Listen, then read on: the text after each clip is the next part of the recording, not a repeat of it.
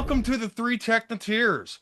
I'm Steven, and I'm joined with Tony and Chilton. So, guys,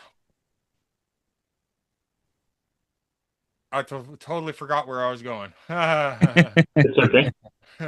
um, oh, dude. Oh, yeah. Okay, so no wonder I forgot because it's like intense. The scientists found a literal galaxy, a literal galaxy that never formed stars. Like it's all the dark matter and gases of a galaxy, but just no stars. Like, Huh. bro, like I don't know. Guess the implications of that are just insane. Like uh, Yeah, because that kind It is. of defeats everything that we kind of know about how yeah, galaxies are formed and yeah, stuff. So, there's already enough question how galaxies even stick together to start with, and then now we have a whole galaxy that doesn't even have the gravity of stars to help it stay together. Like, bruh, that dude, like, what is a galaxy? Like, what the hell is a galaxy?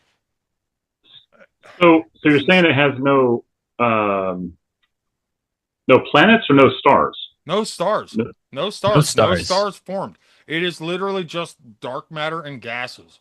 Yeah. So It's the the the size of a nickname, galaxy, but just Huh. dark matter and gases. No stars. yeah. So Okay. the nickname of it that they're calling it is dark galaxy.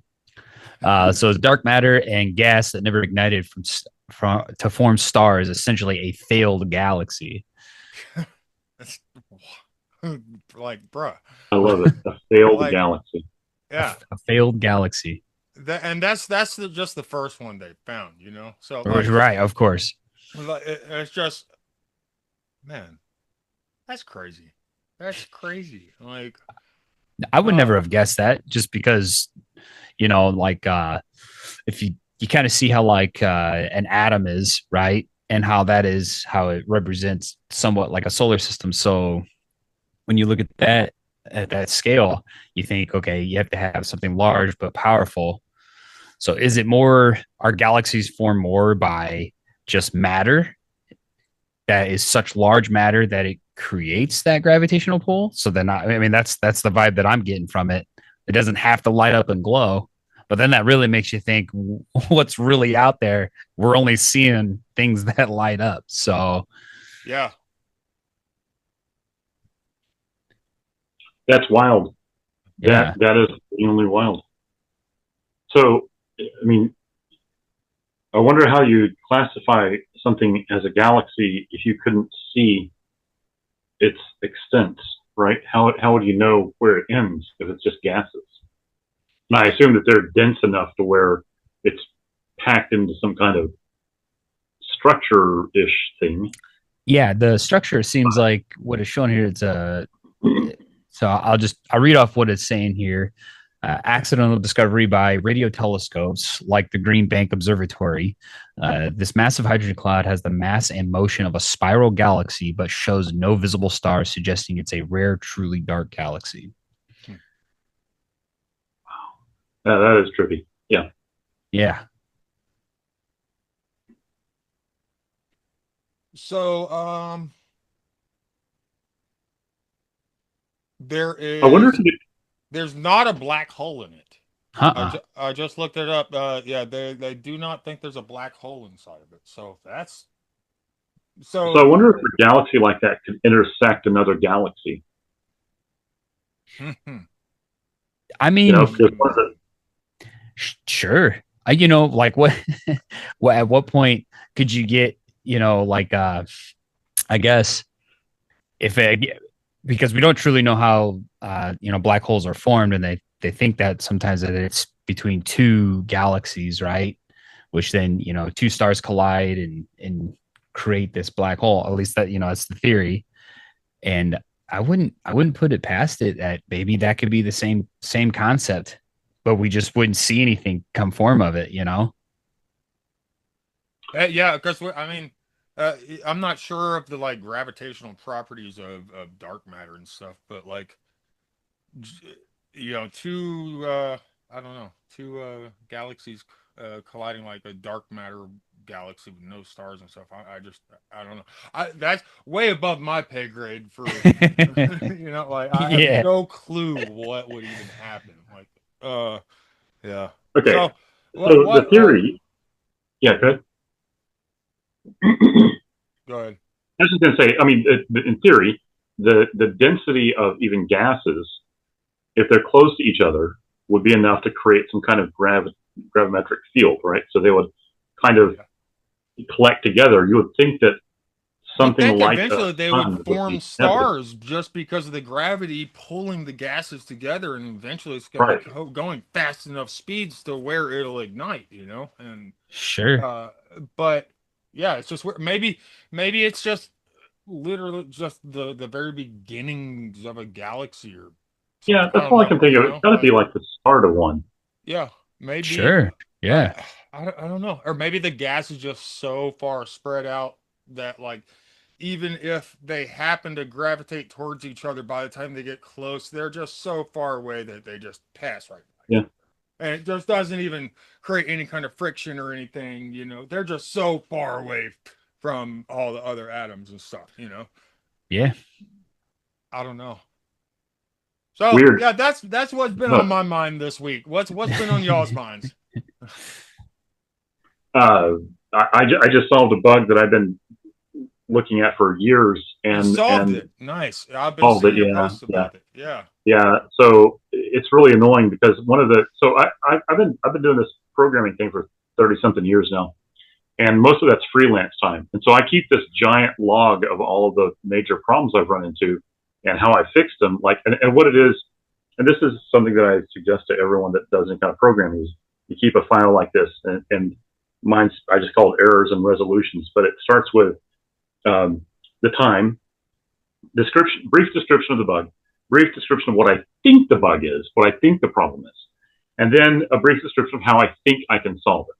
Hmm. And then I come back once I've solved it and I write the correct time. Oh, and I also write the estimate, how long I think it's going to take. And then I come back and I write the correct time for how long it took. And then what it actually was and how I actually solved it and if there was something I could do differently. Hmm. And I've gotten pretty good as a result of reading over this file about once a month, once every few weeks sometimes. I've gotten pretty good at solving problems really fast. But occasionally I'll hit something that all of the previous lessons I've learned, they don't apply. Now, So in this case, are you feeding this list of previous errors and stuff? Do you ever feed that into LLM to help you out? I actually about a month ago I tried that and it gave me the worst gibberish garbage response ever. But I keep thinking I'm gonna like turn it into a book form or something like that, and I need to look at that Hey, again. that's a good idea. So I've got this other file that has a ridiculous name that I'm not even going to say out loud, but it's basically my completely philosophical thoughts on problem solving over the years. And I've kept these two for like 20. I started this about 20 years ago, and they've been really, really invaluable. But man, this last one, every time I get a bug that I can't solve in like an hour, I start thinking, is this the one that's just going to mess me up for a long time? Yeah. And sometimes it is. And this one is probably takes the cake for how long it's taken me to solve. And the problem is that I didn't know that I was running into this bug. I've run into it so many times that I just thought it was part of the process, the development process for VR stuff. And so, it works like this. There's a folder in Unity that if you delete it, and normally when you're debugging things, when I debug things, if it's a really complicated problem, I take this approach that I refer to as a chainsaw, where I literally cut it in half, cut the whole project in half, take everything out that I think is probably not it. And I actually, even more philosophically, I look for what's the worst possible thing it could be. Cut everything else out except the worst possible thing, because then at least I know my worst fears were imaginary, or I was right. This is going to be messed up, and I need to spend some real time on it. So You cut off everything that's not the problem, and then you try it again. Does the problem still exist? Okay, cut everything else off. Keep whittling it down as fast as you can. Try not to get emotionally involved. Try not to tell yourself you know what the problem is.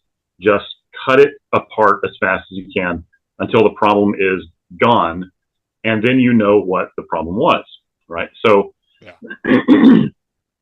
I had whittled this down to one folder and one file. And the one file was my diagnostics file. Actually, it's two files. There was a scene file, diagnostics file, and a folder that contained them. And that was it. And I still had the problem, and I could not figure out what it was. If I created a project from scratch, no problem. If I took this project and just had it rebuild everything, bug was there. Didn't know what it was. And it was, so the other thing that I do is I screen record everything while I'm debugging something. And then I'll go back and rewatch the video to see if I missed something later. Because one of the things you can do, there's this thing. That sounds like you got like 48 hours in a day. Yeah. So there's a thing that people do that there are a lot of different names for it, but there two names that I've heard most often are thematic apperception and cognitive smoothing. And it's a thing that happens when you're like in the zone and you write the word "the" twice or something like that.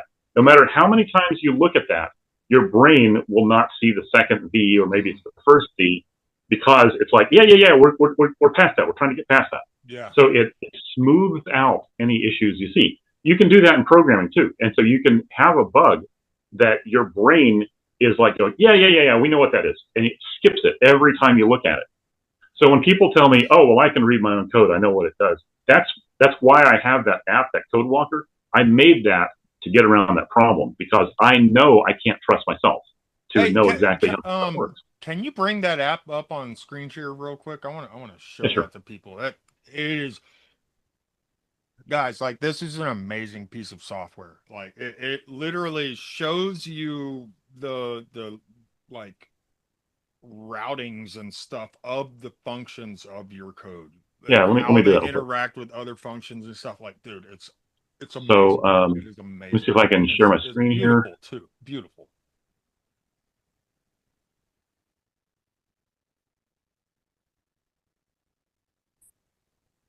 Okay, let me know if you can see my screen. Yep, I can see it. All right. So I actually have your PowerTrader stuff loaded up here. Ah, perfect. Yeah, so PowerTrader is my completely open source, it's totally free, completely open source, AI powered crypto trading bot. It's free for everyone. Anyone can use it. All the code's on GitHub. I'll put the link to the GitHub in the comments of this video. But yeah, this software right here is Code Walker. This is Chilton's software that he created. Yep. So we're looking at it, and it has two modes. There's a 2D mode and a 3D mode, and we can look at it in either of them. But if we look at it in, let's look at it real quick in 3D just to show you this. So if I take if I go to the root of that folder,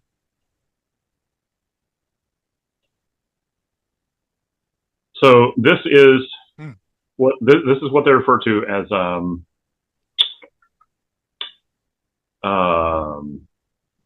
cyclomatic complexity. That's the fancy word for it. So what you're seeing here is this is your three files, and I can tell that this one right here, the one that build layout is in, is the big one. Unfortunately, the Zoom interface is getting in front of everything else, so I can't really dig into this too much here. Yeah. But I can do like a heat map to show these are the areas that, based on the number of embedded loops, need to be most performant. And what those are, and I can zoom in and look at them. That's like the performance inefficiencies and stuff. Yeah. It's not telling me what's inefficient. It's telling me this needs to be as efficient as possible. It's not telling me what's wrong. It's telling me more like, just so you know, this little loop right here, this is going to get called more times than anything else. Gotcha. Okay. That makes sense. So the 2D version is more about, let's say, like I can pick a particular thing, like you got this thinker here. We'll stay away from the hub. The hub is gigantic. We'll look at this one. Yeah. A little smaller here. And so what this does is it takes your code and it calculates every possible path that the code could take. And then from there, I can move the UI around a little bit here. Give me a second.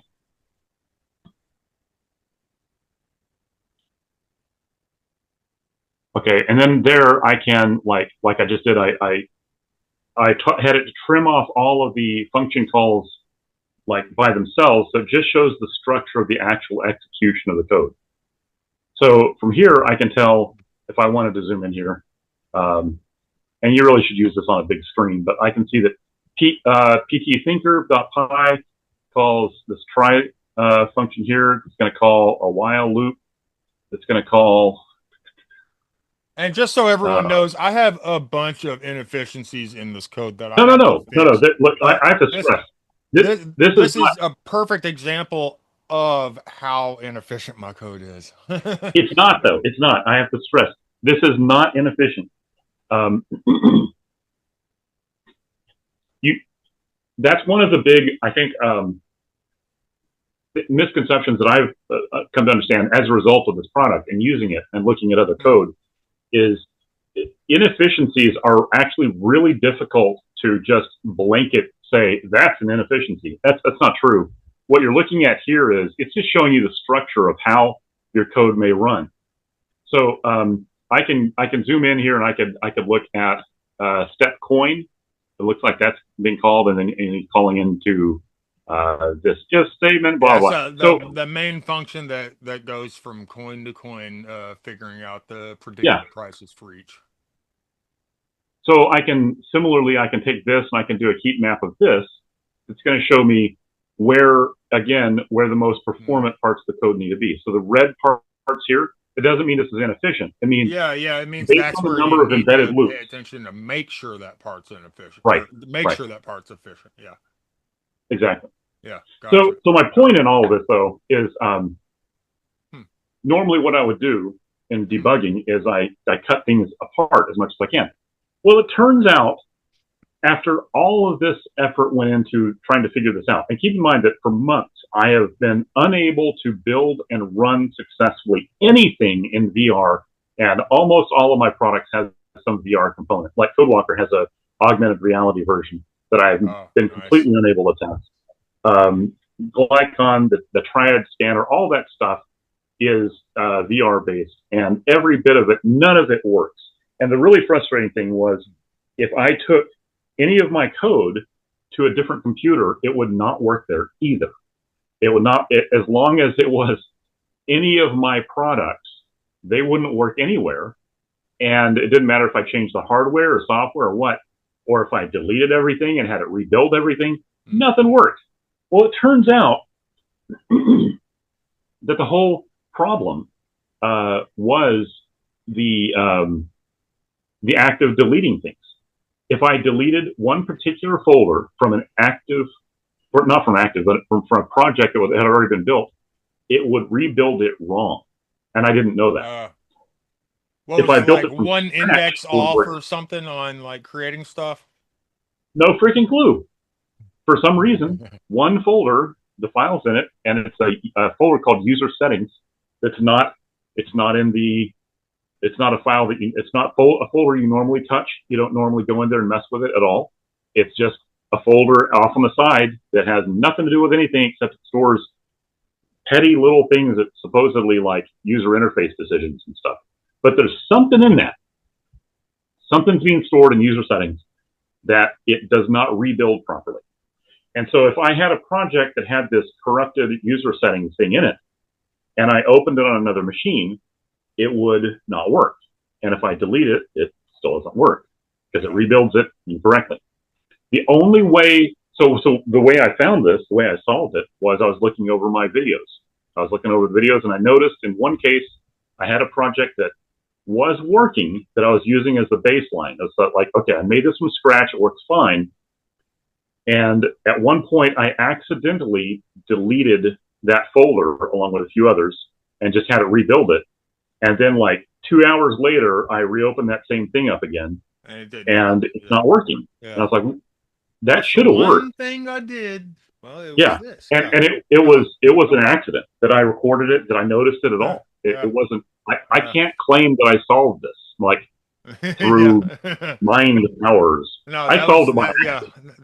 that was So the universe being like, you paid your dues. Here I you guess go. so. So now all I have to do is if I copy that folder from a working project into any of the corrupted ones, solves everything. Nice. Yeah. And on top of that, when I mash the little play button now, for years it's been click the play button, wait about 30 seconds for the headset to catch up, everything else. Eventually I get into it. I click the play button now and it's maybe 2 seconds and everything is running in the headset. Nice, It's because never it's been this not fast. dealing with that error in the background or Yeah, something yeah. like That's all that. I can think of. That's cool. Crazy, Hell yeah. crazy. So I, Well, hey, That's a great I'd win. I'd love to say good job, but you basically just said not to. yeah, So tough luck, yeah. man. No, I lucked into it. And that's the worst part is I can't figure out what I could have done differently to solve this. I can't come up with a clever way or a piece of software that would solve it. I've got nothing. It's like, okay, this is kind of like Yeah, a it's Heisenberg uncertainty principle. Basically, if it's a Heisenbug, if I'm creating the bug by trying to diagnose it. Yeah. Um, mm, so if I yeah. fix it and I'm looking to see if I fixed it, I've created it a second time.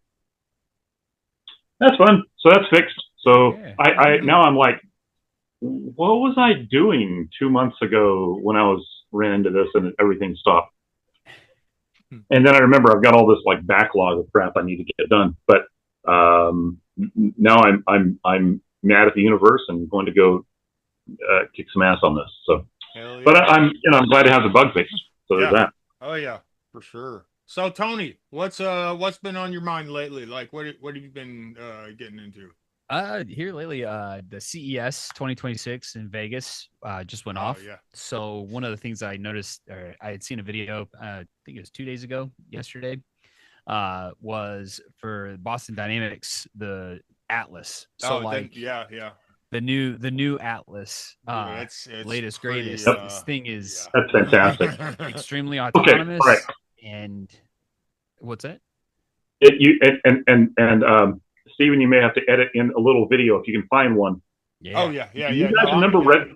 Well, Do you guys I'll remember have to Red be careful Planet? with that though because like their videos might have like copyright I got you. stuff, Do you so guys remember Red Planet with Val Kilmer? Red Planet. Was that book So you might series? not. It was a sci-fi, and the story was basically they've got this It was thing, it this was three robot. books, right? No, I don't know. It was one. It was a movie. That's all Okay, I can think of. okay. I'm pretty So, sure they made a book so series too, but that's probably true. I mean, that sounds right. Oh, I Red I do Planet, Val I do Kilmer, remember that. Yeah. and he has a robot dog named Amy, I think.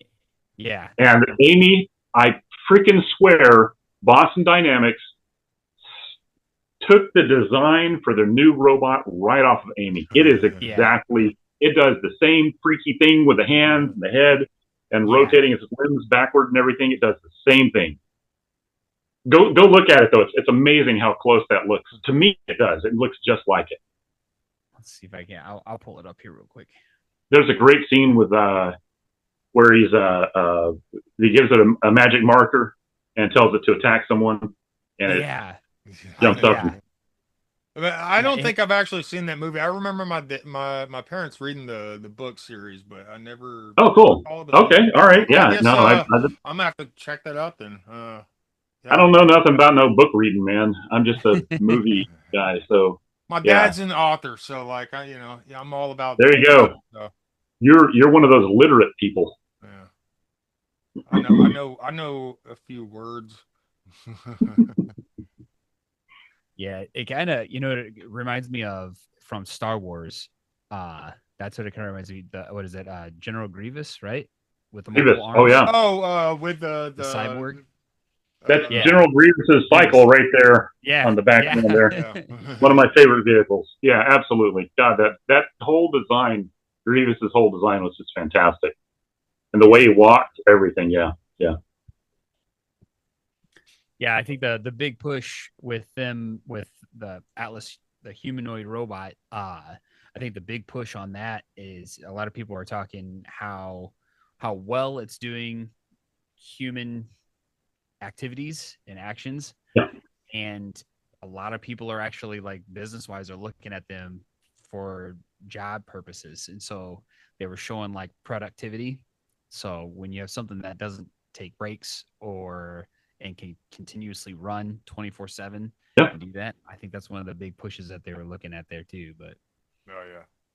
No, it's gonna be crazy. Like there's gonna be definitely like like yeah, there's gonna be a lot of job loss, but dude, learning to screw in a servo is not that hard. It's sure. just not that hard. Learn Okay. how to work on the robots. It's just there's not that much to it. Like it's Well, let's just as easy as flipping burgers, turning a screwdriver. It's just as easy. Like why would you not just go okay. ahead and learn the skill, Like Here's the thought, though. So let's say that that you can have some job loss. Let's say that you've got a robot that you could buy for 10 grand, and it's going to replace a human. All right. Well, clearly McDonald's is going to load up on those, right? Same with Walmart and everywhere else. yeah. But that also means that Steven and Tony can individually each go buy a robot for 10 grand, and now you have an assistant that you Yeah. might not have been able to hire an assistant, certainly not for 10 grand. And But you hey, have someone who can do stuff for you. who's to say I can't go get Well, my robot a job somewhere too, Right. And that's a then great I point. get Right. that income. So That's funny really, that but the thing is, you could be, what? There's nothing stopping Steven from building an army of tiny robots to create a manufacturing plant in his garage with an LLM controlling everything. And you could look at that and say, oh, well, think of all the human jobs lost here. Steven could have hired a bunch of humans. Well, I Well, wasn't going to hire not anyone to for the start same with. price, you know, and he'd have to have all these people that he'd have to manage. So while I see that I can see the concept of job loss from the perspective of a person trying to figure out why they just lost their job at a company. Yeah. I also see a future where there are a million new things that people are able to do, Yeah. individuals are able to do. They're able to run an entire company with a dozen employees. And, every Yeah. time you make enough money, Oh you yeah. hire a new robot, It's just like with programming with the LLM at your side. I have 5x to 10x my coding speed and ability just by being able to use a LLM. Like it's Oh, yeah. it's insane. It's insane. And so like yeah, just like the fact that everyone will be able to go buy one of these robots if they want. Like I mean, you have people that have no business taking out a car loan, paying 10, 20 grand for a brand new car that's not an investment at all. Whereas like one of these yeah. robots, you could literally use it to make money. So, Yeah. yeah. And then when I think about for personal assistance, my parents have both passed away now, but in both cases, they could have really done with help Oh, from a robot to help them around the house as they started getting older. yeah. Uh, Yeah. I remember my As long as it grandmother. doesn't go crazy and start. Well, yeah, like SNL had a skit on that. Yeah. No, I remember like my grandmother after my grandfather passed away. She lived alone in a house out on a ranch in the middle of nowhere. Her nearest friend was about 5 miles away, and she would call her every day, and they'd meet for lunch and stuff.